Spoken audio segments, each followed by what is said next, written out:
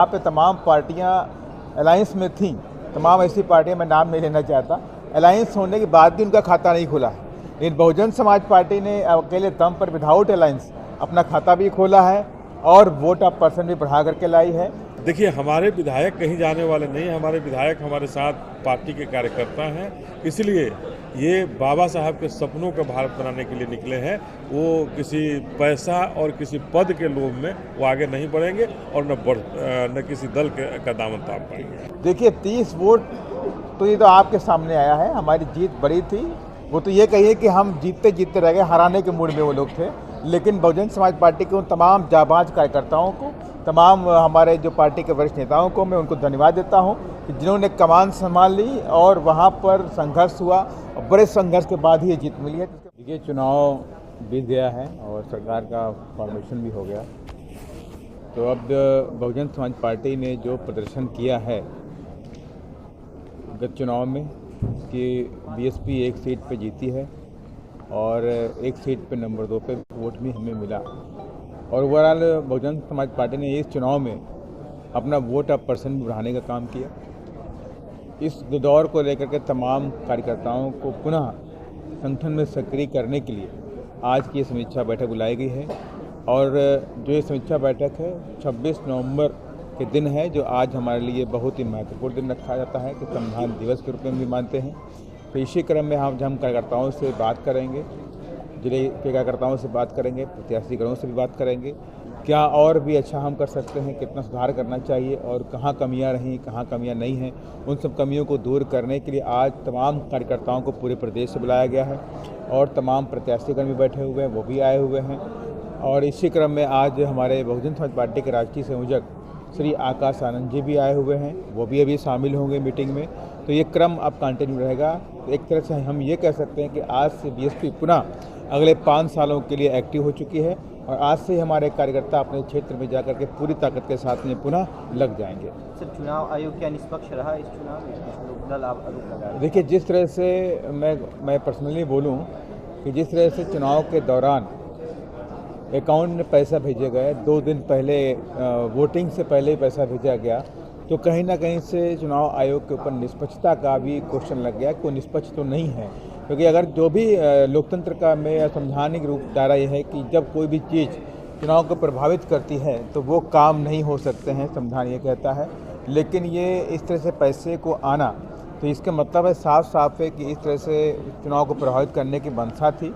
मैं आपको एक वाकया याद दिलाना चाहता हूँ। 2007 से 12 के बीच में आदरणीय बहन जी उत्तर प्रदेश की मुख्यमंत्री थी और माननीय बहन जी ने उत्तर प्रदेश में डॉक्टर अम्बेडकर पार्क बनाया हुआ है, जिसमें हाथी की मूर्तियाँ लगी हुई थी और तमाम जगह पे हाथी की मूर्तियाँ लगी हुई थी। चुनाव चल रहा था, चुनाव के दौरान ही चुनाव आयोग ने उन हाथियों की मूर्तियों को ढकने का आदेश दिया।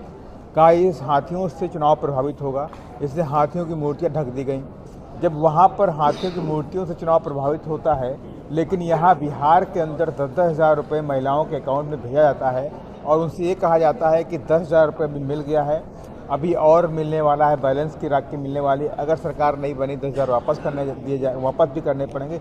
इस तरह के जो तमाम वातावरण था बिहार के अंदर, तो उसको देख करके लगता है कहीं ना कहीं से चुनाव आयोग ने अपनी आंखें बंद कर रखी थी। सर, एक सवाल और, आपकी पार्टी हमेशा जीत के 1-2 सीट हमेशा जीतते रहे बिहार में, लेकिन आपके प्रत्याशी टिकते नहीं है, दल बदल लेते हैं, इस बार क्या है? नहीं, जो पिछले जो हो गया उससे हमने सीख लिया और इस बार हमारा कोई प्रत्याशी बदलने वाला नहीं है। इस बार प्रत्याशी रहेगा और अभी तो एक है, ये तो चिंगारी है, अभी बहुत कुछ बाकी काम करना और हम काम करेंगे बिहार में। क्या और अधिक सीटें आ सकती थी बीएसपी को? एक ही सीट आई आप लोगों? देखिए, अभी जो मुझे उम्मीद थी कि हम कई सारी सीटें जीत रहे हैं, लेकिन वो लास्ट में आते आते हम कई सारी सीट नंबर 2 पर भी रहे और नंबर 3 पर भी हम बहुत अच्छा वोट लेकर के आए। तमाम सीटों को उम्मीदें थी, लेकिन हम वो जीत में कन्वर्ट नहीं कर पाए, जो जिसको लेकर के ही आज पूरी मीटिंग बुलाई गई है। और जहाँ भी जो भी कमियाँ रही हैं कि ना बिकने वाला समाज खड़ा करना चाहिए या संगठन मजबूत करना चाहिए, जो भी कमियां रही हैं उन सारी कमियों को दूर करने को लेकर के आज समीक्षा बैठक बुलाई है। निश्चित तौर से आने वाले समय में हम बीएसपी के तमाम कार्यकर्ता उन कमियों को दूर करके बीएसपी को तीसरे विकल्प के रूप में यहाँ पे खड़ा करने का काम करें। गठबंधन नहीं करने का नुकसान भी हुआ है, गठबंधन आप लोग करते तो बेहतर कर सकते। बिल्कुल नहीं, हमने पहले कहा था कि बीएसपी की अपनी विचारधारा अलग है, जिससे हमारी विचारधारा मेल नहीं खाती उसके साथ गठबंधन नहीं करते हैं। और इस बीएसपी ने देखिए जहाँ पे तमाम पार्टियाँ अलायंस में थीं, तमाम ऐसी पार्टियाँ, मैं नाम नहीं लेना चाहता, अलायंस होने के बाद भी उनका खाता नहीं खुला है। लेकिन बहुजन समाज पार्टी ने अकेले दम पर विदाउट अलायंस अपना खाता भी खोला है और वोट ऑफ पर्सन भी बढ़ा करके लाई है। और निश्चित तौर से आने वाला जो बिहार के अंदर समय है बीएसपी का बहुत ही उज्ज्वल है। और बहुजन समाज के लोग, जो गरीब तबके लोग हैं, वंचित समाज के लोग हैं, दलित है, पिछड़ा है, आदिवासी है, और जो अति पिछड़ा समाज का जो लोग हैं, थोड़ा समाज के जो गरीब लोग हैं, जो बहुजन मूवमेंट में पूरे आस्था विश्वास रखते हैं, ऐसे तमाम लोगों की पूरी टीम हम खड़ा करने का काम करें। मात्र 30 वोट पे जीते हैं, क्या कहेंगे सर? देखिए 30 वोट तो ये तो आपके सामने आया है, हमारी जीत बड़ी थी। वो तो ये कहिए कि हम जीतते जीतते रह गए, हराने के मूड में वो लोग थे।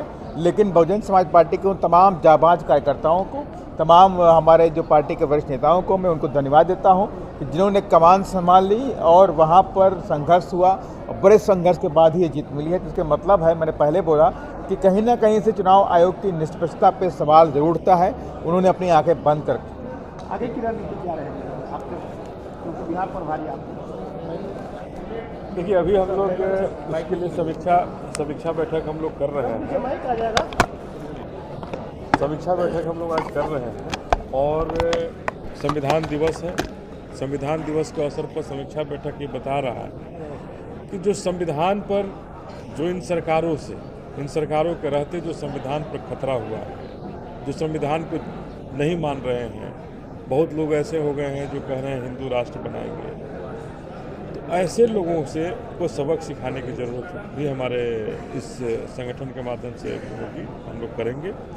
और जो चुनाव हुआ, चुनाव निष्पक्ष होनी चाहिए थी, निष्पक्ष होती तो निश्चित रूप से बहुजन समाज पार्टी की बिहार के अंदर सरकार बनती। लेकिन निष्पक्षता नहीं होने की वजह से मतदाताओं के खाते में 10-10 हज़ार रुपये डालने, मतदाताओं को लुभाने के लिए तरह तरह का भारतीय जनता पार्टी की तरफ से कारनामे करने, तो ये सब बातें मिलकर चुनाव को प्रभावित की। और चुनाव आयोग भारतीय जनता पार्टी के गोद में बैठा रहा, एनडीए की गोद में बैठा रहा, जिससे बहुजन समाज पार्टी मात्र एक सीट जीत पाई।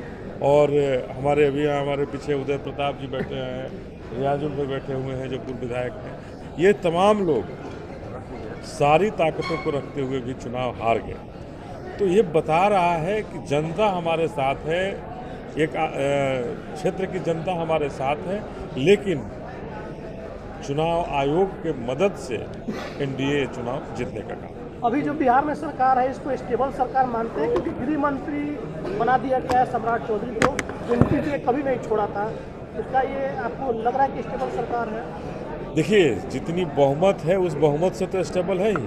अगर 200 से पार है उनके पास आंकड़ा, तो निश्चित रूप से दबाव की जो पॉलिटिक्स हो रही है। देखिए अब 200 की संख्या पार कर गए हैं, अब उसके बाद अब उनकी मानसिकता है कि हम अकेले दम पर सरकार बना लें। तो ये निश्चित रूप से बिहार के लिए बड़ा दुर्भाग्यपूर्ण है कि अगर 200 की संख्या पार करने वाली जो गठबंधन है, वो गठबंधन भी अपने आप को असुरक्षित महसूस करती है।